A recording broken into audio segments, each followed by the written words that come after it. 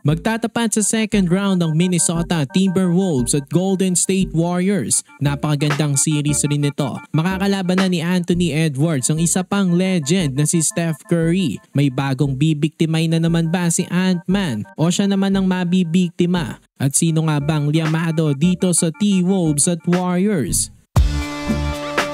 So maglalaban sa second round ang 6th seed na T-Wolves at 7th seed na Warriors. Malapit na nga magsimula ang kanilang series ngayong Miyerkules na. Medyo mahaba-haba nga ang naging pahinga nitong T-Wolves dahil tinapos agad nila ang Lakers sa loob lamang ng 5 laro. Habang itong Warriors kakagaling lang sa isang pisikal at brutal na 7 games kontra sa mga batang Rockets.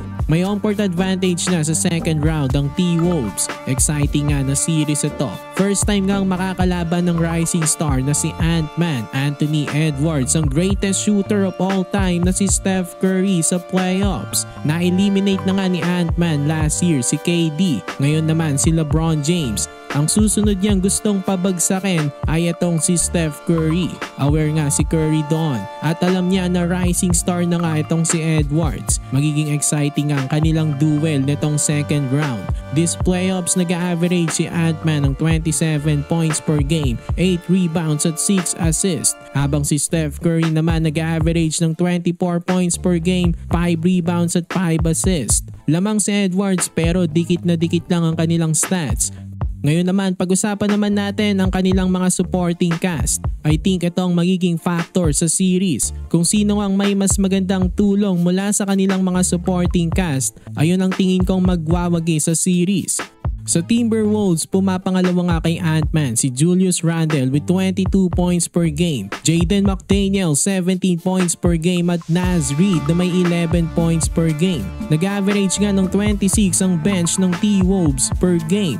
Sa Warriors naman, syempre may Jimmy Butler na katulong ni Steph Curry na nag-average ng 18 points per game, 6 rebounds at 5 assists. Tas hindi rin naman magpapauli ang bench ng Warriors. Sila nga ang mas lamang pa sa T-Wolves this playoffs na may 34 bench points per game. So palag-palag talaga itong Warriors pagdating sa supporting cast. This season nga sa 4 na meetings ng Warriors sa T-Wolves, 3-1 ang record ng Golden State. Pero sa 4 nga na yon, wala pang Jimmy Butler ang Warriors. At alam natin na ibang-iba pa rin ang playoffs.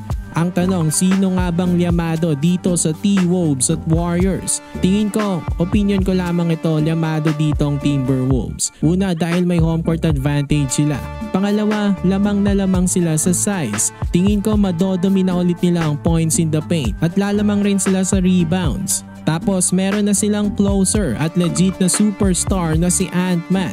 Maasahan na nga si Edwards sa playoffs, especially sa clutch time. Malakas ang loob nito.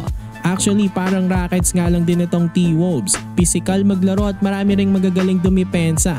Pero ang pinagkaiba lang, ayun nga, meron na silang closer at legit na superstar. Ayun nga si Edwards. Sa Rockets kasi napansin ko nung first round, wala silang closer sa team.